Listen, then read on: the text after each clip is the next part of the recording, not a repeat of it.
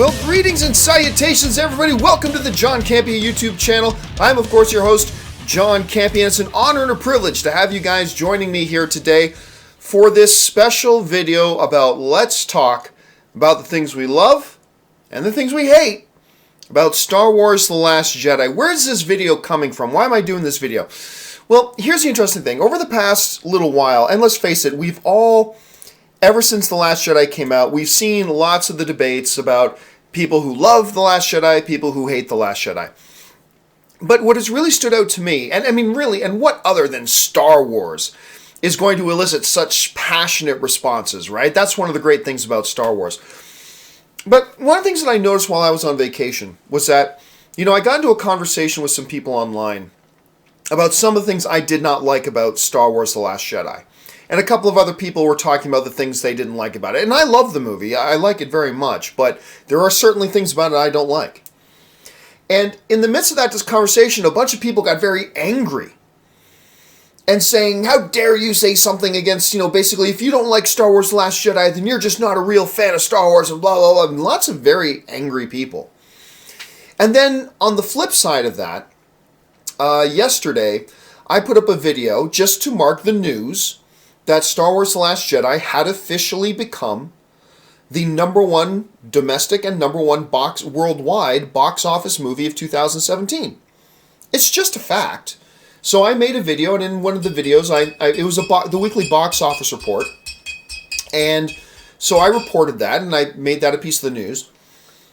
And it got some very angry people. What's the movie's still a piece of crap, and it's this, and anybody who likes it doesn't really. Anybody who likes Star Wars Last Jedi is just paid off by Disney. But so, I was seeing, if you mentioned things negative about the movie, some very angry responses. If you mentioned positive things about the movie, some very angry responses. And I thought, wouldn't it be great to be able to have one conversation where all of us, as Star Wars fans, can actually get together in a civil manner and talk openly about the things we really like about Star Wars The Last Jedi, and conversely, about the things we don't like about Star Wars The Last Jedi, as fans who both love or like or dislike or hate the movie.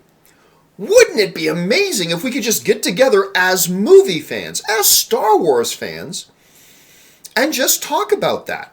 And say, hey, look, here are the things I like about it. And I make no apologies for it, but I like this and this. Or saying, hey, you know what, I hear you, but I'm also a fan, and I didn't like A, B, C, and D, and they didn't work for me, and here's why. Wouldn't it be great if we as film fans and Star Wars fans could do that? And I said, you know what?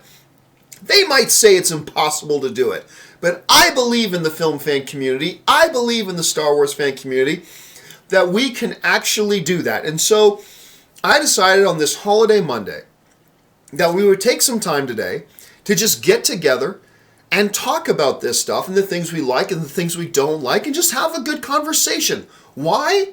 Just for the sake of it. Just for the sake of it.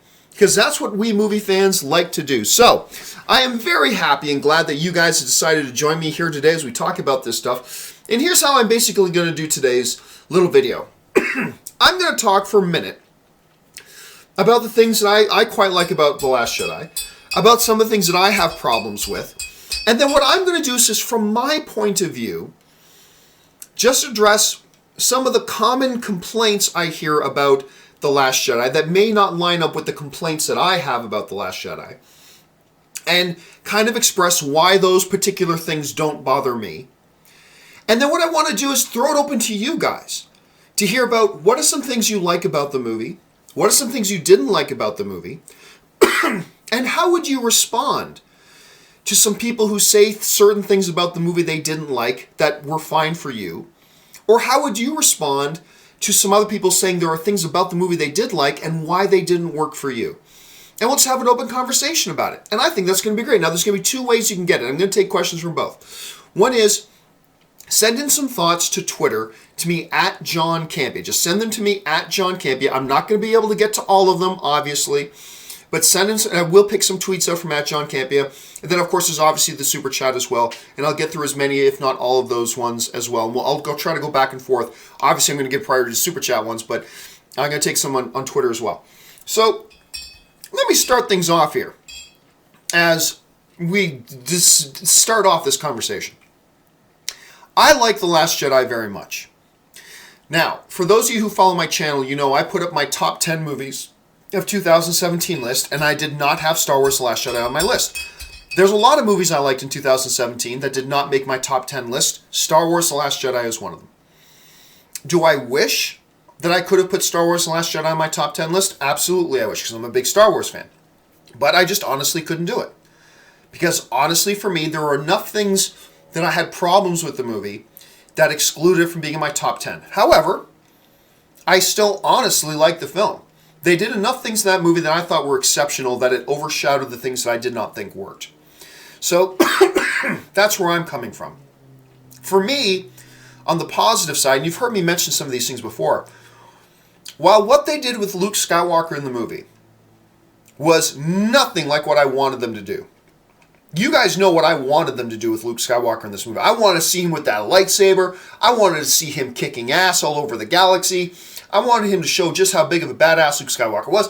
You guys, if you follow me, you know what I wanted from it. This movie did not give me what I wanted from Luke. Yet, I loved what they did with Luke.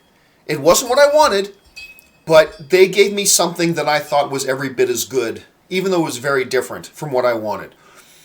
The fact that they showed humanity to Luke, the fact that they showed the frailty of Luke, the fact that they showed that Luke is this hero who also struggles, has self-doubt, turns on himself. I mean, all these things that they did, and then ultimately how he shows this biggest display of power any Jedi has ever shown. A display of power that would kill anybody else trying to do it, as was mentioned in the movie, was a great way to end it for me. Am I bummed they killed Luke at the end? Yes.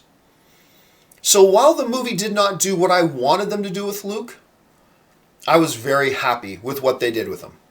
Even though it wasn't what I wanted, which is always why it's dangerous for film fans to go into a movie saying they have to do this, this, and this, or else I'm not going to be happy. Well, they didn't do what I wanted them to do, and I still really appreciated what they did. And there are a lot of things about Star Wars The Last Jedi that I appreciated very much. But let's talk about the things I didn't like for a minute. And I'm going to keep my comments here brief. But you guys have heard me say this before. Number one, I thought they misused Finn. Finn had his moments in this movie. He does. He has some very good moments. But overall, I thought they misused Finn in this movie. I love the Rose character, but I thought they misused her in the movie. The whole Canto bite thing, I thought was a waste. That stupid horse creature, where is he? Where is that stupid horse creature? Let me bring him up there. That damn, what do they call? Fathiers or something like that? I thought they were just dumb. They were pointless in the movie. To me, they didn't serve a dramatic purpose. I just hated those damn things. The fact that they shoehorned in Maz Kanata was just pointless to me. It was just so far. First of all, Poe Dameron never met. He never met Maz Kanata. Why is he reaching out to her for advice? And she just happens to be in the middle of a firefight and gives some strange, vague reference instructions about find the man at the gambling tables, the white coat, and it's Indiana Jones, basically. It's like, wait a minute, how do you know at the particular moment they arrive at that casino, he's going to be at that table? I mean, there was so much that was bad about that. Whatever. Now, some of the common complaints that I hear about Star Wars The Last Jedi that I have no problem with would include, and I'm not trying to change your mind, I'm just telling you why these aren't problems for me. The complaint about how is Rey so powerful when she's had no training, I often refer to that, hey, did you see the original trilogy? Luke had no training either.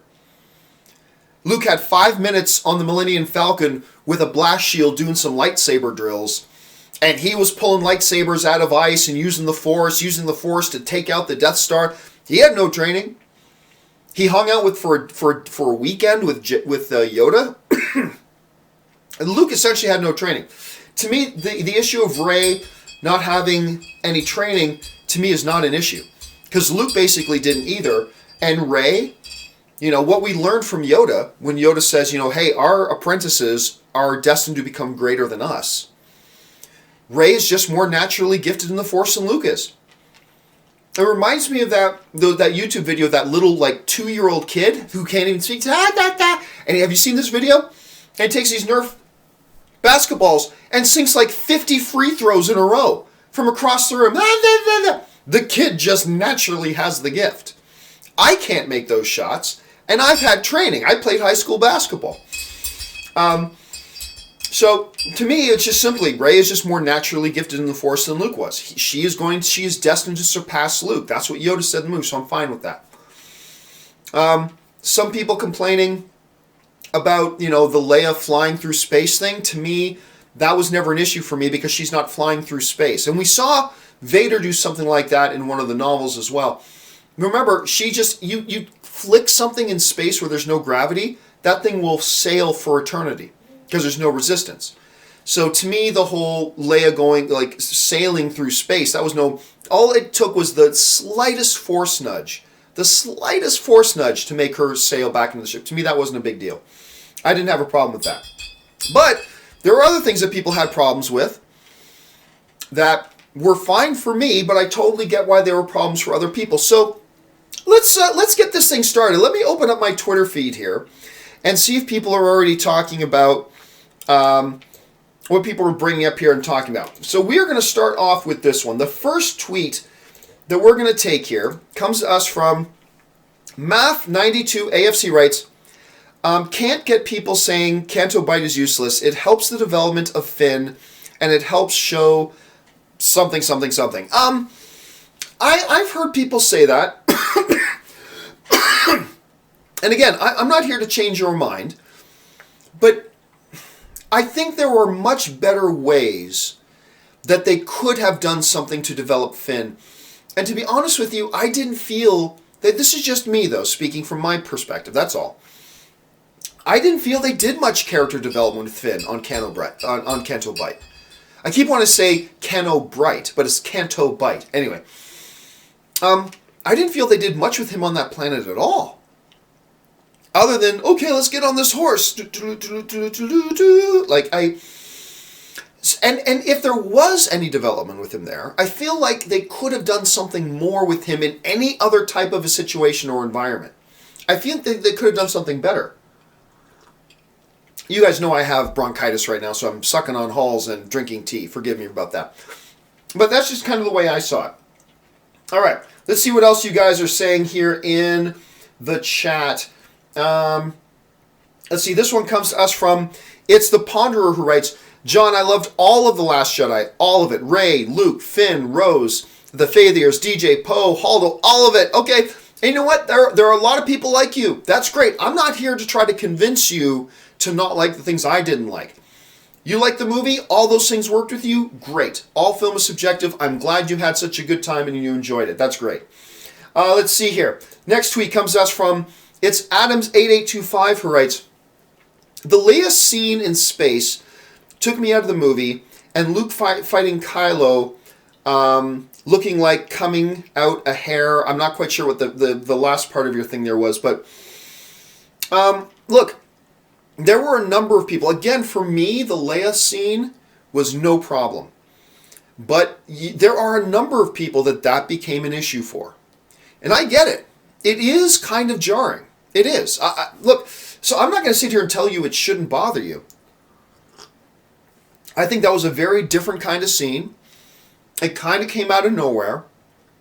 And for some people like you, it's Adams8825. It threw you for a loop, and I totally respect that. Let's see. What's next here? This one comes to us from Delta U Crew, who writes, Snoke's appearance comes with pre-existing material. The Emperor did not. Snoke was a dark side user during the first movie. I still don't think that has any relevance. I really don't. That's one of the other complaints that I hear about a lot of people is they didn't explain Snoke. The original trilogy didn't explain the Emperor either. And that's what I was going back to. All we needed to know about the Emperor in the original trilogy was he was bad and he was powerful. That's it. He was bad, he was powerful, he was head of the Empire. Those are the three things we needed to know. And in all the years surrounding the original trilogy, that's all we ever knew. And yet none of us ever complained that, how come they're not telling us about the backstory of the Emperor? Well, you had to wait 15 years for the prequels to come out to do that. And for Snoke as well, to me, that's the same thing. For me, and remember, I said this going into The Last Jedi. Going into The Last Jedi, when we were talking about, do we think we'll find out about Snoke? I said, I don't need to know anything about Snoke. Knowing Snoke is not important to the overall story about what's going on here. I feel like all we need to know about Snoke is that he's the head of the First Order, he's bad, and he's powerful. Same three things we needed to know about the Emperor. Now, that doesn't change the fact, though, that there were a lot of Star Wars fans going into The Last Jedi that wanted to know more. There's an argument to be made that the first movie, The Force Awakens, created a hunger in the fans to know more about this Snoke character. And that's a legitimate point. That's a legitimate argument. The Force Awakens did create a bit of a hunger. Now, for some fans like me, that's fine. I still didn't need to know anything more about him because it's not essential. But for some other people, like maybe yourself, that created a gravity well, if you will, in your fandom, that you felt like The Force Awakens set you up to want to know more. And then they didn't really deliver anymore. They showed us more of Snoke being bad, being the head of the First Order, and being powerful. They showed us more of that, but they didn't give us any more of the background. To me, that's not a problem, but I can totally understand why, if you're one of those people that The Force Awakens created a hunger in you to know more, I can understand why maybe you'd leave The Last Jedi feeling dissatisfied, not having got more. So I disagree, and I'm not on the same page as you, but I completely see where you're coming from, and I can understand why that would leave you feeling a little bit dissatisfied. So I can get where you're coming from on that. All right, let's go over to a whole bunch of super chats have been flying in here. So let's dive over to the super chats. The first one comes to us from Angel Chang. And Angel Chang writes in, Kylo is the main antagonist.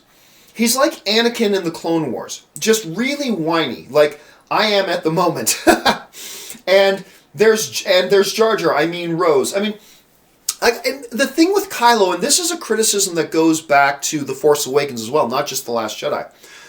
There's a criticism surrounding Kylo Ren that Ren is too whiny. And he is whiny. There's no getting around the fact that Kylo Ren is a whiny character. To me, that works.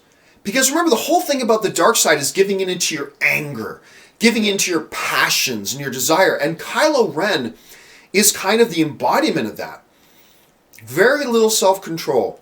Completely guided by his anger and his passions. And that manifests itself in him kind of looking whiny. It makes him ripe pickings for somebody like a Snoke. But at the same time, much like it was in The Force Awakens, I can totally understand why there are some Star Wars, and see, for me it works, but I can totally understand why there'd be some Star Wars fans out there that are like, come on, Vader was stone cold. And this Kylo kid is kind of an immature baby. And to me, the rationale works, but I can get why some people felt dissatisfied with that and continue to feel dissatisfied. All right, Styler Manu 1 writes, pardon me, I fear that Finn's story is going to become irrelevant. He is the first stormtrooper with a human face. That's a great point, Styler. He is. Finn is the first stormtrooper with a human face. At least in the movies, per se. Not counting, say, the clone troopers and stuff like that. If he can turn to the light, maybe others can as well. And you're right, I think they do set up something like that. You know, I have a feeling that Star Wars Episode 9, I think Finn is going to become a more prominent player here. And I think what you're talking about, him being that stormtrooper, the first stormtrooper with a human face to it, a real human being attached to it. And if he can, turn away from the First Order, why can't other stormtroopers as well? I have a feeling we're going to see more of that in Episode 9. And I'll be honest with you, Styler. That's one of the things I'm not happy with this movie. Considering who Finn is and what he represents, the fact that he was just kind of sent off on this cockamamie mission in the movie felt a little dissatisfying to me. I have a feeling he did for you as well. And it does leave me a little bit worried that maybe they'll misuse him in number 9 as well. But I have a feeling they've got something bigger planned for him in number 9. At least that's what I'm hoping. Fingers crossed. Let's see. Styler Manu1 is writing, the toxic atmosphere that is developed in Star Wars fan chat sites has been quite off-putting. I fear that it has lessened my fandom. Your thoughts? Hey, look, I say this about movie fandom as a whole. I've been saying for some time, in talking about the whole Marvel fanboys versus DC fanboys and that toxic environment, right?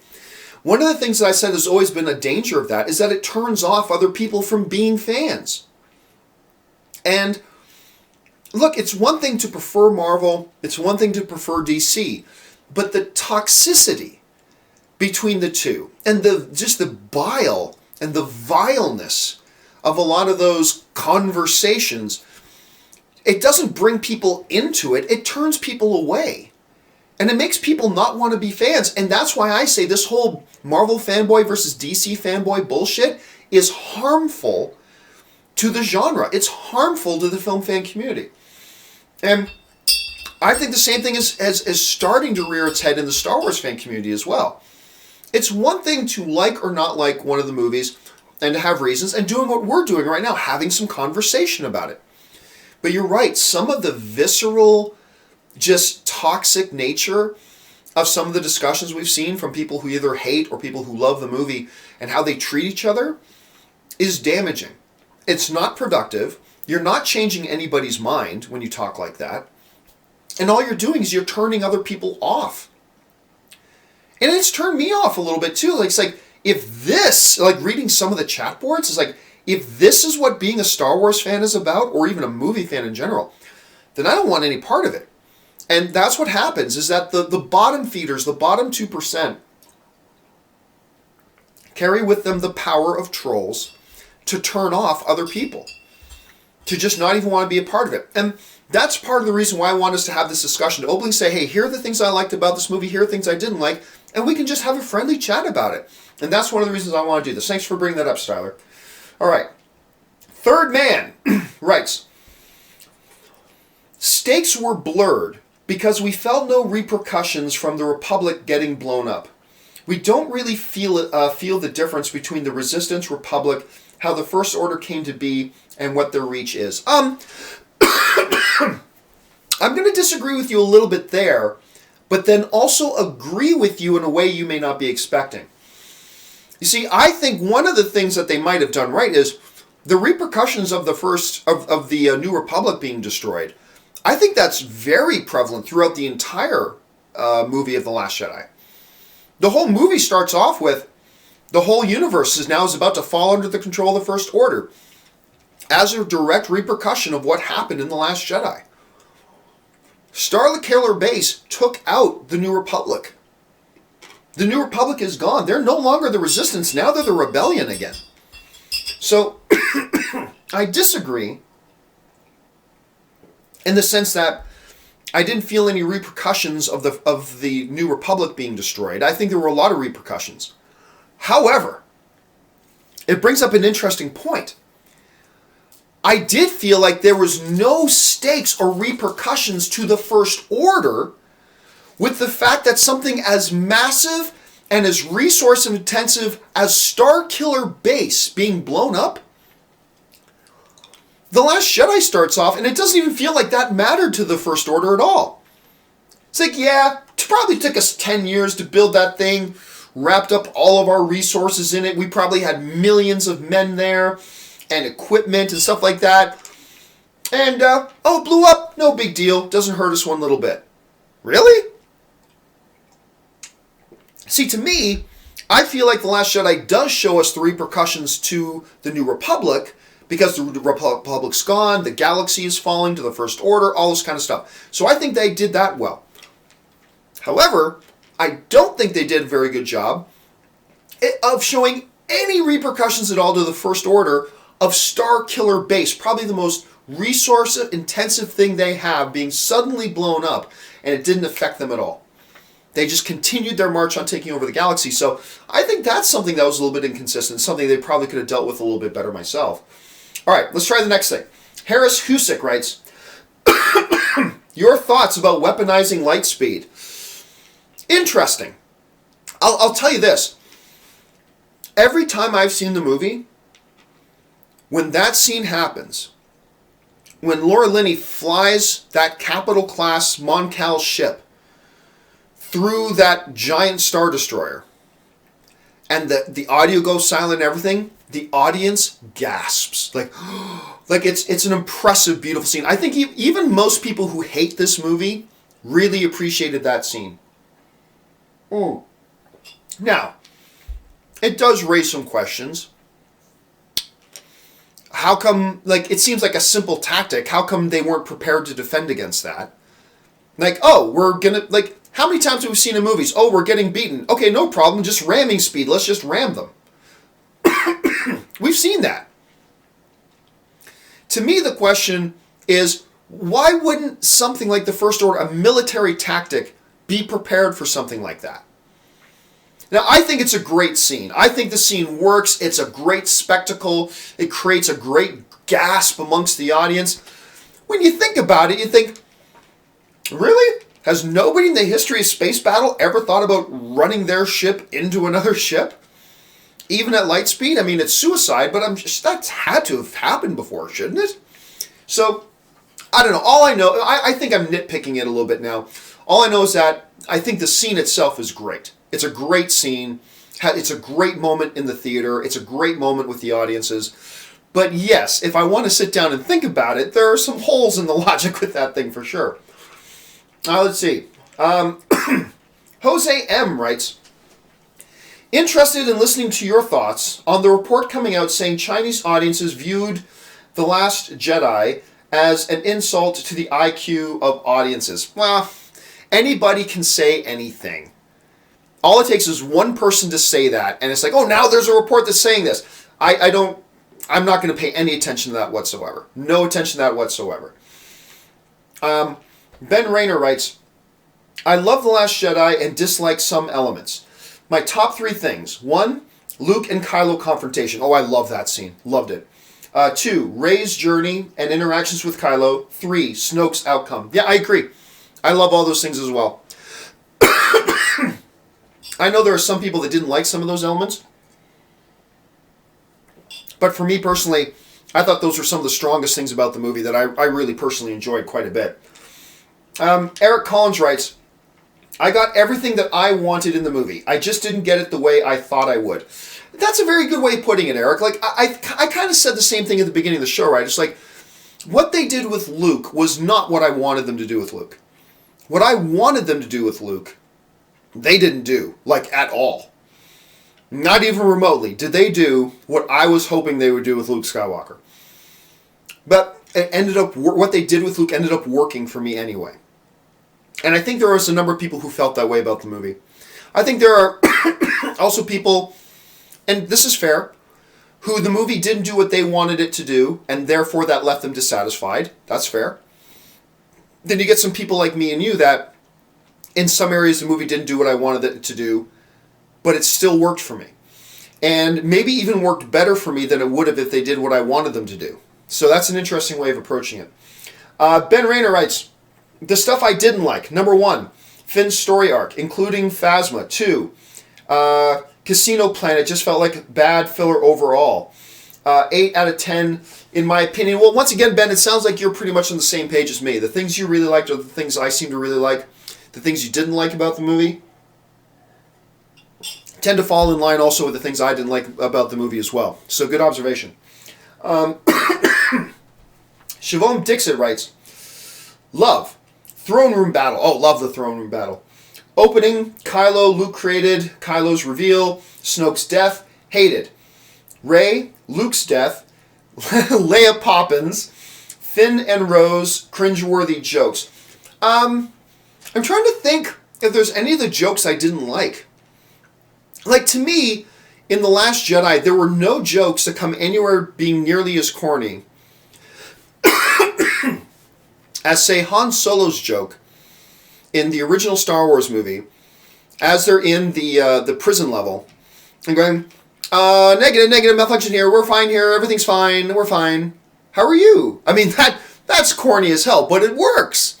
And it's funny. And that actually, that whole opening dialogue between Poe and Hux, I have an urgent message for General Hux, that reminded me an awful lot of Han Solo. It just sounds like something Han Solo would say. So, hey, I get it. Whenever you try to slide in humor, you run the risk of it turning some people off. I get it. And that's fair. That's totally fair. If some of the humor turned you off, I get it. It worked for me, but I totally understand if it turned you off. And there's some people like you, Siobhan, that it just did not work for, and I get that. Pensive Rune writes, Rey isn't a Mary Sue. She's a poorly written character. I disagree. I think she's a very well-written character, to be frank with you. Especially when the way Snoke describes the fact that within the mythology of the Force, as something as powerful as Kylo Ren is rising, remember that's the whole saying, right? Darkness rises and light to meet it. And that's the whole thing. And when you understand the way Snoke understood the grand scheme of the Force here, that, darkness rises, that's my Kylo Ren, and light will rise to meet it. And he thought that was going to be Luke Skywalker, but it wasn't Luke Skywalker. It was this little nobody girl, off in some dark corner of the galaxy, living in a desert. And it was in her that the Force began to work through. To me, you have to look at the entirety of Rey's story arc through that lens. See, everybody thought it would be about who her parents are, and we would look at Rey through the lens of who her parents are. But The Last Jedi makes it clear her parents are irrelevant. Just like every other Jedi that was ever born in the history of the Star Wars galaxy, her parents are irrelevant. It's looking at her through the lens of the Force. That darkness was rising, and light, for the sake of balance, needed to rise to meet it. And that was Rey. And on that level, I really love it. And I'm sorry, Pensive Rune, that the writing of that character doesn't work for you. That sucks. I wish it did work for you. Much like I wish other things in the movie that I didn't like worked for me. I wish that worked for you, but I got to admit that it did really work for me on that level. Styler Manuel 1 writes, I love Rey, and I champion diverse casting. I think that some of the criticism of her Force ability is related to the storytelling. A slow build combined with scenes of training would have resolved this. But here's where I disagree with you on this, Tyler. Then it's just formula. At that point, it's just formula. Okay, so the formula is realizing there's something powerful, find a teacher, has some training, then goes into battle. And there's nothing wrong with a formula. But at that point, all we're just saying is apply the formula, apply the formula, apply the formula. And had they applied the formula, that's fine if they wanted to do that. I, for one, kind of appreciate that they did not apply the formula. That no, she is just, in terms of the new storytelling, she's just the new chosen one. She has trained in combat her whole life to survive. She's always known there was something there, and now it is the Force Awakens. It has now awakened in her and is beginning to manifest itself. And for me, that worked. But again, for you, it did not, and I appreciate that. I'm not going to sit here and try to change your mind. I'm not going to tell you you're wrong for thinking that. I'll tell you that I disagree, and I'll tell you why I disagree. But see, here we are, Star Wars fans with different opinions having civil conversation. Isn't that crazy? All right, thank you for your thoughts, Tyler. Let's see here.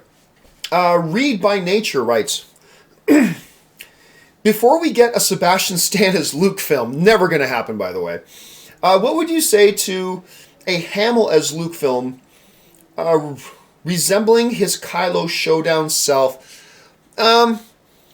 Honestly, that's really a better question for Star Wars Talk Tuesday. I want to keep the discussion on The Last Jedi here, but I'll just say this. I have no interest in telling more backstories. As a fan, I want to look forward. I want to see new stories set in new time periods with new characters and new stories to tell. I'm really not into the idea of going back and let's get another young Princess Leia movie. Let's get a young Luke movie. Let's get a young Yoda movie. Let's get a young Greedo movie. I'm just not into that. I mean, if they did it, I would watch it because it's Star Wars, sure. But I'm more interested in moving forward, to be honest. Cobra writes, liked. Rey's parents were not important characters. Every scene with Kylo Ren. Casino scene. Interesting, Cobra. You like the casino scene. Okay. Hated. The Admiral not telling Poe the plan for some reason. Luke considering killing Kylo. Well, let me address... I think that's interesting that you like the casino scene. Most people didn't like it, but you did. Okay, that's great. Admiral Hodo not telling Poe the plan. I get it. I get that. And here's why I get it. She doesn't know Poe. And the one thing she knows about him is that he just directly disobeyed orders that got an entire squadron of bombers killed. And Leia just demoted him. Is that somebody that you don't know, and what you do know about them is that they just got an entire squadron of your people killed, lost a whole bunch of your bombers, and he was just demoted? This is need-to-know stuff. Do you trust him? Do you tell him the plan? I mean, sure, we're the audience. We know Poe. We know he's a hero because we saw him in The Force Awakens. This general doesn't know him. Or I should say this admiral doesn't know him. And what she does know about him, he's a screw-up. And so I was okay with that. I was okay with him not... Now, Luke considering killing Kylo, again, I get it. He considered killing Vader, too. Like, I think we forget that Luke Skywalker saw what happened to the galaxy when somebody as powerful as Darth Vader rose to power, embraced the dark side, and created mass genocide, the death of billions of people across the galaxy. Luke saw it firsthand. And now he's confronted again. It's happening again. After everything Luke and Han and Leia and the rebellion and all the free worlds across the system, after everything they went through to get rid of that kind of darkness, and what that darkness caused, billions of people's deaths. Now Luke is looking at it again and saying, oh my God, it's back. This darkness is back.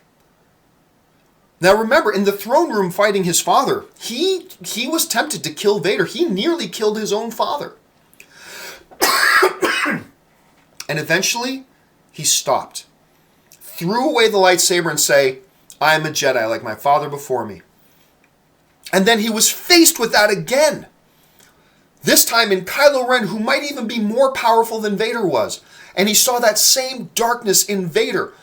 And what does Luke now have going through his head? Billions of people are going to die again because of this kid. Billions of people are going to die. Maybe my friends and my family are going to die.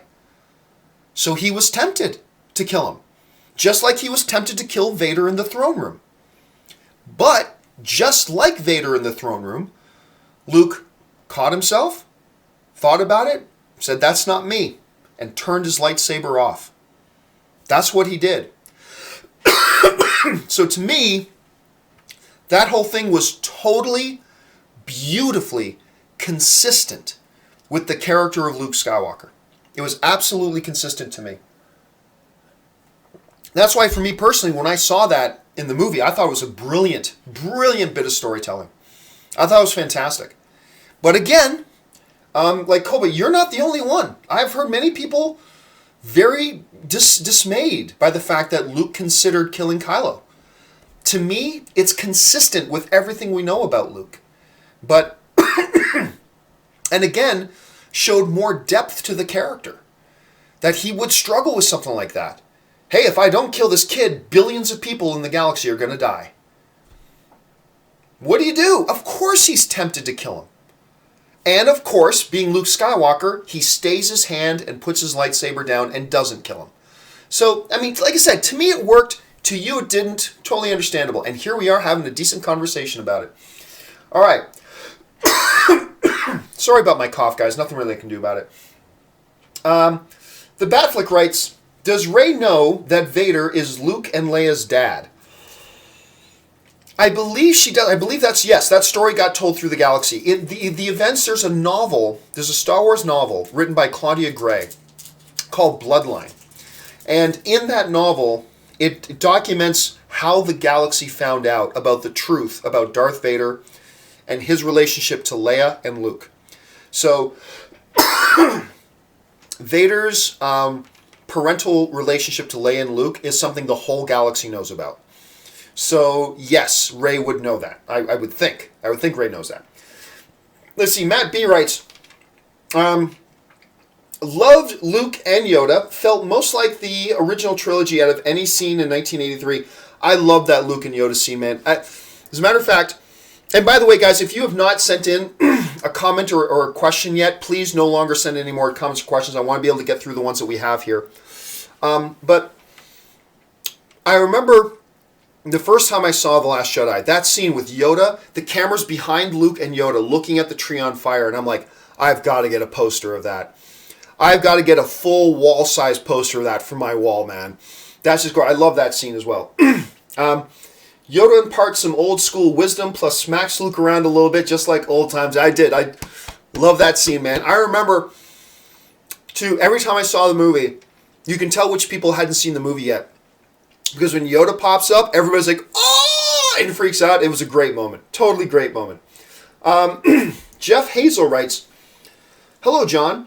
Do you think when Carrie Fisher died and they decided not to use the CGI Leia or to recast Leia, they should have kept Holdo alive and have Akbar doing the hyperspace jump at Snoke's ships instead? You know, that brings up one of the other things I hear a lot of people upset about, and it's understandable, is how Admiral Akbar went out. Like, without much fanfare, Admiral Akbar, the hero of the original trilogy, is just gone. I was okay with that as an audience member because that's war. That's war. Sometimes heroes just die. And Akbar died, but I get it. Akbar is a very important, special, dear, cherished character to a lot of people. And for him to just suddenly die out of nowhere, that rubs some people the wrong way.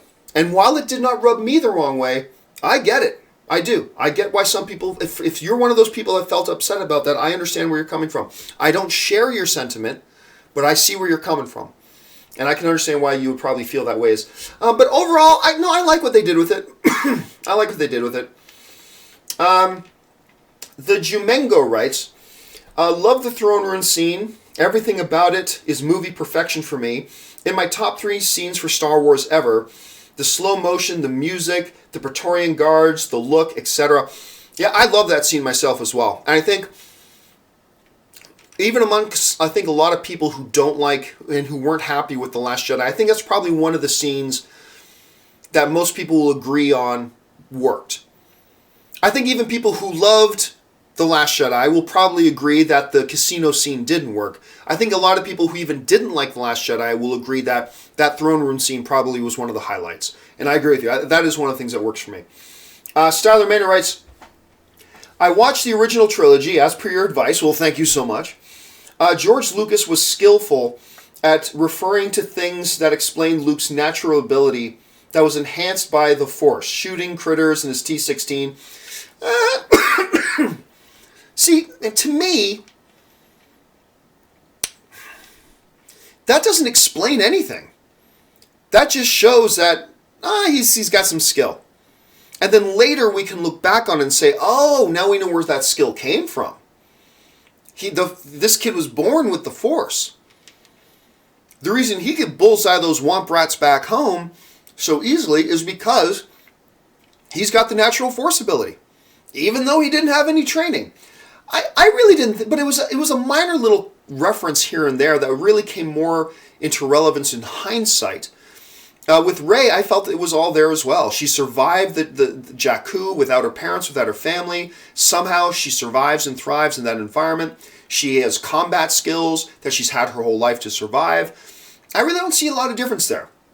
Maybe there's some other things you're thinking about that I'm not seeing off the top of my head, but to me I don't see a lot of difference. May be one name writes, I think moving through space makes perfect sense. Like you. My issue is surviving in space for more than a few seconds. She should have been an icicle Yondu style. I mean, yeah, that's true. But again, it's a galaxy in which we are asked to accept magic space wizards. We're in Star Wars, we're in a galaxy that is populated and filled with magic space wizards. And in a galaxy populated with magic space wizards, the notion that something on some instinctual level in Leia, even though she's had no training, something just enveloped her and protected her to some degree in the Force while moving her back onto the ship. Is that really that big of a leap?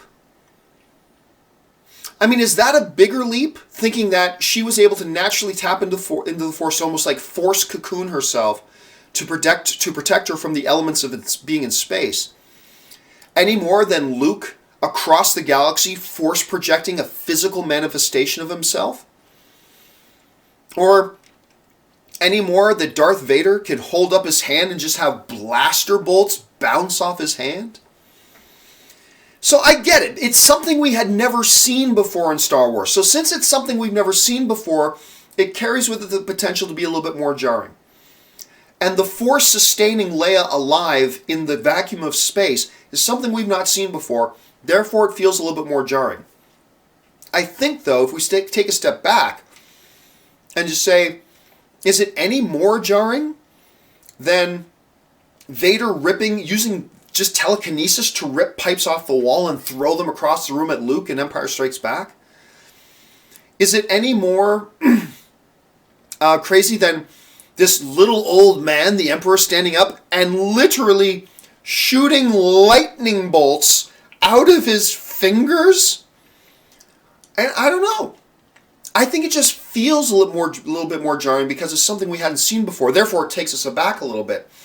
But hey, again, it's a scene that worked for me, but I will not argue with anybody who says it does not work for them. Because I get it. It's very jarring. It's something we hadn't seen before. It apparently kind of comes out of left field. So if you're somebody that scene did not work for, I ain't going to argue with you. I understand where you're coming from. I disagree, but I understand where you're coming from. All right. Cobra writes, correction, hated casino stuff and wasting phasma. Oh, I see what you're saying. Okay, so you hated the casino. Yeah, I agree with you. To me, I want to hear I want to hear somebody give a really good defense of the casino world scenes. I have yet to hear anybody even really try to offer up a really good defense of those scenes. I'm like most of you guys. That scene did not work for me. I wish it worked. You got Benicio del Toro in the film, and I felt like he was just wasted in that whole thing, and I wanted it to work, but it did not work for me. Do me a favor, guys. Whether you're watching this live or watching this after the fact, if you have a link to somebody offering a really thoughtful defense of the casino scene, I would love to see it. Could you share a link with that in the description below? I'd love to see that. All right. Pensive Ruin writes, Luke is guided by 2 Jedi Masters. Rey is guided by who? Wait a minute. Time out here. Watch the original trilogy again, my friend. Watch you guided? Luke had 5 minutes on the Millennium Falcon with a mask on his face doing some drills with a remote control thing. That you had no guidance. And then, after already starting to use the Force on Hoth, then he has a Force vision of Ben appearing to him in the thing. Guidance? He had a long weekend with Yoda. Let's not pretend that he went away for a 5-year boot camp with Yoda. All right? He had 10 minutes with Yoda on Dagobah, but he had 5 minutes with Ben. So let's not pretend that, Luke had a real mentorship. Luke was given guidance and instruction. He had 10 minutes. He had a day and a half on Dagobah. He had 10 minutes on the Millennium Falcon with Ben. Let's not exaggerate here. Essentially, Luke had no training. Okay? Luke certainly had no training in the Force technique of tapping so deeply into the Force that he could do what a targeting computer could not do. We saw one of the best pilots in the Rebellion, I think it was Gold Leader, make his attack run on the Death Star, utilizing advanced technology, a targeting computer, use it, and he couldn't hit the target. Luke, on the other hand, just because Ben said, hey, Luke, use the Force. Well, okay. Turns off the targeting computer, closes his eyes for a minute, taps deep into the Force, something he had no training in. None. To tap so deeply into the Force that he just instinctually knew, now is when I fire. And he did something that one of the best, most trained leader pilots in the Rebellion couldn't do, with advanced technology computer targeting system couldn't do, and with no training whatsoever, he was just able to do that? Come on. Come on, Pensive Ruin. Come on. Like, look, we've talked a lot in this video about, hey, that didn't work for you. I disagree, but I can see where you're coming from. Hey, I didn't like this scene, but you seem to like it, and okay, that's fine. This argument, though, about how Luke had all this training and Rey didn't have any, and this is the first time you're going to hear me use this language here today. But I reject that argument. That is one argument I just flat out reject. If you have an understanding of the original trilogy, you know essentially Luke had no training. He didn't have anybody as a mentor. Not for anything more than an afternoon. So, to say there's some fundamental difference between the preparation that Luke had versus the preparation that Rey had, look, this is just that one argument that I hear from the other side that I have to say I reject that argument. Because I do not think logically that argument holds any water. Now, it doesn't mean you're supposed to like it. If you don't like it, that's fine. I got no problem with you on that. I'm not going to tell you to like something that you don't like. That would be preposterous. But the argument saying that Luke had training and Rey didn't, I would say go back and watch the original trilogy again. Because really, essentially, Luke had no training either. He floated a couple of rocks and he ran through the jungle and did some flips with Yoda sitting on his back. But he essentially had a weekend. And that's not Jedi training. Jedi training traditionally is being recruited as a child, growing up as a youngling, first for years and years and years and years, then graduating from that to being a Padawan, and then spending like 10, 15 years as a Padawan, and then graduating from Padawan to Jedi Master, and then moving on from there. Or moving on from Padawan to a Jedi Knight. Then eventually when you're ready, you take on a Padawan, you become Jedi Master, blah, blah, blah. And then we're talking about a system and a process that takes 20 years. Luke had 10 minutes on the Millennium Falcon with Obi-Wan and a weekend with Yoda. Let's not pretend that Luke had the training. He just didn't. So that's why I kind of reject that logic. But we can disagree, Pensive Ruin. That's the great thing about being movie fans. We can smile and say, hey, we disagree with each other. Here's why we disagree, but we still think each other is okay in our book. So thank you for bringing up Pensive Ruin. I appreciate that. Let's see here. The Jumengo writes, one of the things that adds to the critic of the Leia in space scene is the stupid notion perpetuated by sci-fi movies that someone dies instantaneously if you go into space. Science says you can survive. Does it? I'll admit my ignorance here. I thought at that temperature in the vacuum of space, your blood pretty much, isn't it like within 7 seconds, your blood boils and you freeze to death, and the vacuum of air pressure, and hey, maybe I'm one of the stupid people. Maybe I have to read up on it. Maybe I do. But thank you for bringing that up, Jumengo. Okay, just a couple more to go here. Ben Rayner writes, The Last Jedi had more problems than The Force Awakens, but the great stuff in The Last Jedi was better than the good stuff in The Force Awakens. That's up for debate, but I tend to agree with you. There was nothing in The Force Awakens that I had as big of a problem with as the things I have a problem with in The Last Jedi. I can just speak for myself personally on that. But on that I agree. Plus, there were bigger highlight moments for me in The Last Jedi than there were highlight moments in The Force Awakens. Well, I like both movies very much. But I think I'll agree with you. I think the things I disliked about The Last Jedi, I disliked more than anything I disliked in The Force Awakens. And the things I loved in The Last Jedi, I loved probably more than the things I did in The Force Awakens. So I agree with you on that, but I think there was a bunch of people who probably would disagree with us on that as well. And that's fine. Let's see. Peter Constable writes, what was the spoiler you knew before you saw The Last Jedi, and how long did you know it for? I knew that Snoke died. And how he died. I knew that Kylo Ren killed Snoke. And I knew that for about a year beforehand.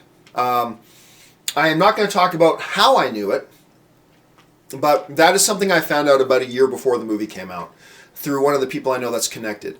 And he, well, I mean, I'm just not going to go into how I know about it, but that was my thing. That was my big spoiler that I knew about. Jose M. writes, over under 30% that Kathleen Kennedy is fired if Solo bombs. If Solo bombs, and we have to be careful about, oh damn guys, there's a lot of questions here. Let's see. Okay. Jose M. writes, over under 30% that Kathleen Kennedy is fired if Solo bombs. Well, first of all, you have to define. And by the way, I'm trying to stick to questions about The Last Jedi, okay? That's a better question for Star Wars Talk Tuesday. That's not a Last Jedi question, so I'll just say this quickly. If Solo bombs, first of all, you have to define what does it mean for Solo to bomb. If Solo makes $250 million, Solo bombed. If Solo makes $600 million, it didn't bomb. So first you have to answer, what does it mean for it to bomb? But if, say, Solo ends up coming in at like $300 million worldwide, I will take the over on 30%. I may not take the over on 50%, but I take the over on 30% that we would see her gone, that we would see her probably disappear from the Lucasfilm ranks at that point. So that's what I'll say about that. Okay, guys, here's what I've got to do. I've got to put the brakes on this thing because we've gone over an hour. And now I know there's still a bunch of questions sitting there. Here's what I'm going to do. A little bit later this afternoon, I'm going to make another video, a complimentary video to this live stream, where I will go through all the rest of the comments that came in. And I'll put those up. But for now, I'm going to take a pause. I got to give my throat a bit of a rest. I got to make myself some more tea. I will get to those a little bit later. I'll put that video up later today. Come back and check that out. But you know what, guys? I think this was great. I think this was fun. I have had so much fun discussing, talking about our points of view, being able to be free to say, hey, here's something that didn't work for me, and not have somebody yell at you, you're an idiot if that worked for you, or you're an idiot if that didn't work for you. I think this has been great. I really appreciate the way you guys have phrased your questions and your comments. I hope that I have phrased my answers and my opinions and my thoughts in a way that makes you feel safe to express the things you liked and to express the things you didn't like. I hope I did that for you guys today.